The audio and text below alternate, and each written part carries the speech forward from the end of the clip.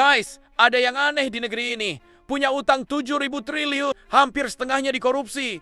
Terus cicilan bunga 1.300 triliun aja katanya nggak bisa bayar. Kayak orang yang ngutang ke warung 10 tahun, makannya tiap hari, tapi pas ditagih malah bilang, maaf, lagi defisit nasi.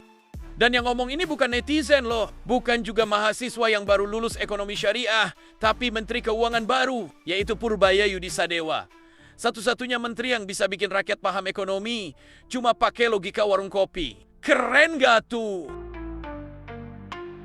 Topik kita kali ini, kelas ekonomi terbesar di dunia, kuliah umum gratis dari Purbaya. Bayangkan, berkat Purbaya Effect, minggu-minggu ini kayak ada kuliah ekonomi nasional. Bedanya, ini bukan kelas dari Harvard, bukan juga dari Universitas Indonesia. Dosen utamanya Purbaya Yudisadewa. Kampusnya? Ya, sosial media. Mulai dari ibu rumah tangga yang biasa ngitung harga cabai, sampai pejabat BUMN yang biasa ngitung fee. Semuanya ikut nimbrung, ngomong ekonomi. Ada yang bikin thread, ada yang debat, ada juga yang masih salah bedain antara APBN sama APBD. Tapi tetap semangat ikut diskusi, karena katanya yang penting nalar dulu, detail belakangan. Dan yang paling keren, untuk pertama kalinya, ekonomi bukan lagi milik orang-orang berdasi yang pakai bahasa planet. Sekarang, dari obrolan warung kopi harga segelas 3 ribuan, sampai meja makan pejabat BUMN yang makan siangnya 300 ribu. Semua bicara tentang defisit, bunga utang, dan deposito daerah. Hebat! Indonesia akhirnya punya jutaan analis ekonomi, meskipun sebagian masih ngitung inflasi pakai harga cilok, guys. Bedanya Purbaya sama menteri sebelumnya jelas, kalau dulu mainnya di kasta atas. Bahasnya cuma surplus fiskal dan obligasi, pokoknya bahasa alien deh yang bikin rakyat bingung. Tapi rakyat jarang yang ikut nimbrung, mereka tetap ikut tepuk tangan. Semata-mata biar nggak kelihatan bego doang, ngerti mah nggak? Purbaya beda, dia main di 2 dimensi, nalar dan nurani. Ngomongnya pakai bahasa manusia, bukan spreadsheet. Dia bilang, negeri ini selama 10 tahun berhutang 7.000 triliun dan 3.000 triliunnya dikorupsi. Terus nanya dengan polos, tapi nyindir. Kalau gitu, kok cicilan bunga 1.300 triliun aja nggak bisa dibayar? Ya wajar aja rakyat kaget. Karena pertanyaan sesederhana itu aja, pejabat yang udah menjabat selama 10 tahun lalu nggak bisa jawab coba. Sementara itu, di saat pejabat lain sibuk ngerapihin pencitraan, ada Kang Deddy Mulyadi alias KDM yang ngomong pakai logika rakyat. Begitu dengar ucapan Purbaya soal dana daerah yang ngendap triliunan, Kang Deddy langsung datengin BPK dan Bank Indonesia. Katanya, saya mau pastiin uang kas daerah Jawa Barat seperti yang dibilang Pak Menteri Keuangan. Langkah yang jarang banget dilakukan oleh pemimpin daerah lain. Biasanya pejabat kalau dengar ada duit ngendap, bukan ngecek, tapi nanya sama pihak bank. Berapa persen yang bisa diambil bunganya? Bener nggak guys? Kita kembali ke Purbaya. Dana daerah yang disimpan di deposito itu kayak mobil dinas yang diparkir tanpa dikunci. Siapa aja bisa nyalain pakai kunci serep dan bawa keliling. Dalam kasus ini, yang nyetir adalah bank. Bank bisa manfaatin uang itu untuk kredit. Sementara pejabat dapat fee-nya, bank dapat bunganya. Lalu rakyat dapat apa? Cuma dapat janji pembangunan doang guys. Jadi, kalau uang APBD ditaruh di deposito, ya itu memang legal di kertas, tapi nggak di mata rakyat, bos. Dan bener aja, fakta di lapangan, ada fee BPD senilai 360 miliar dari APBD mengalir ke oknum pejabat lewat skema fee dari bank. Pejabat dapat hadiah motor, mobil, bahkan perjalanan dinas yang penuh bonus. Lucunya, ini semua katanya demi efisiensi keuangan daerah. Asli gokil bener dah.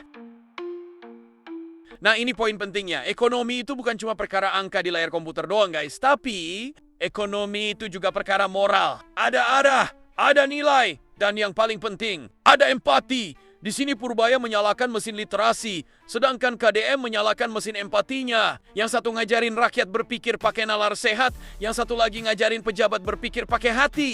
Seolah-olah lagi nunjuk bawahannya bilang, woi, inget selesai bekerja, lu juga sama kayak rakyat biasa coy. Keduanya sama-sama langka. Dan kalau dua mesin ini bisa nyala terus, kita mungkin bisa lihat Indonesia baru yang rakyatnya melek keuangan dan pejabatnya melek rasa malu. Bayangin kalau itu terjadi guys. Nikmat mana lagi yang kau dustakan by the way guys. Di luar konteks ini, kalau dipikir-pikir boleh juga nih orang dua kalau dipasangin jadi presiden dan wakilnya kali ya. Tapi perjuangan belum selesai guys. Karena di bawah sana pasti masih banyak oknum-oknum pejabat yang ngumpet-ngumpet, main cantik di balik meja. Disinilah peran kita. Gak usah mikir panjang, langsung viralkan. Pasalnya, sekarang hukum di negeri ini mendadak jadi sederhana. No viral, no justice. Iya dong guys, betul kan? Karena zaman sekarang kalau nggak viral, ya dianggap biasa aja. Jadi, kalau ada oknum pejabat yang ketahuan main-mainin uang rakyat, viralkan. Biar minimal mereka belajar takut dulu, terus malu kalau emang belum bisa belajar untuk jujur. Ingat kata Purbaya, negeri ini nggak kekurangan uang kok guys, tapi cuma kekurangan integritas saja dari para pejabatnya untuk menjaga uang rakyat dengan amanah.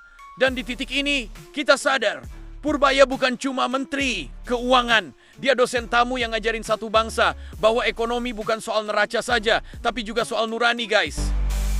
Baiklah Sobat Nalar, tetap tenang. Berikan ruang untuk pemerintah bekerja. Terus amati setiap perkembangan yang terjadi. Namun ingat, jangan mudah terprovokasi. Jaga bangsa ini untuk tetap aman dari orang-orang yang berniat jahat.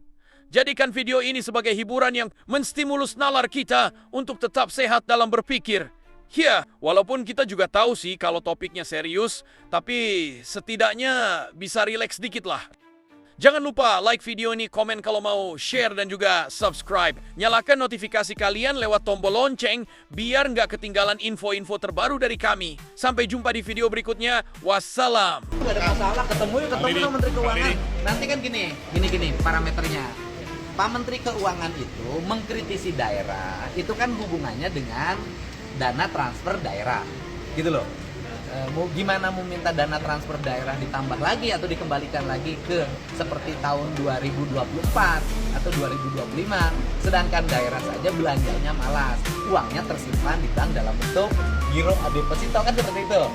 Nah, Provinsi Jawa Barat belanjanya menurut Kemendagri benar, serapannya tinggi, pendapatannya tinggi.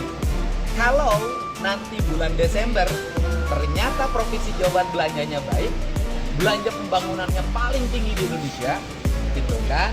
Saya mau nagih sama Pak Menteri Keuangan, ya kan? TKD Jawa Barat kembalikan dong. Itu yang 2,458. Kenapa? Karena kami sudah membelanjakan uang negara dengan baik sesuai dengan kebutuhan publik. Kan? Karena kami sudah belanja dengan baik, maka pemerintah yang belanja dengan baik harus dikasih hadiah dengan dikembalikan haknya, yaitu 2,4